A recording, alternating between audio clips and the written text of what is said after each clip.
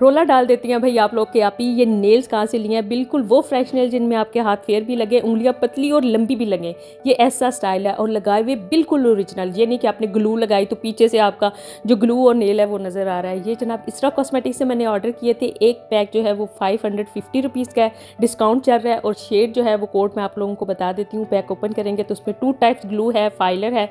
लेकिन अगर मैं आपको बताऊँ, अगर आप लोग नेल फेक लगाती हैं, आपको शौक है, तो ये वाली ग्लू आप लोग साथ ऐड कर लें। सिर्फ 300 की ये ग्लू है, 10 सेकंड में जो है वो स्टिक हो जाता है, ब्रश के साथ है। इतनी पतली सी लेयर ये ग्लू की लगती है, ना आपका अपना नेल खराब होगा और ना ही ये वाले जो नेल्स है, फ्लेक्सिबल नेल्स है, मल्टीपल टाइम्स आप लोग यूज़ कर सकते हो। और यकीन करो ऊपर से इतना बारीक है कि लगाए हुए पता भी नहीं चलता, बिल्कुल नेचुरल लगता है। और ये भी नहीं कि थिक है तो वो बहुत अब नॉर्मल सा और फेक लग रहा है। शेड के कोड जो है मैं ऊपर शेयर कर रही हूँ आप लोगों को, यहाँ पे दिखा रही हूँ F07 और F12 और F जो मैंने खुद लगाया हुआ था 02, वो मेरे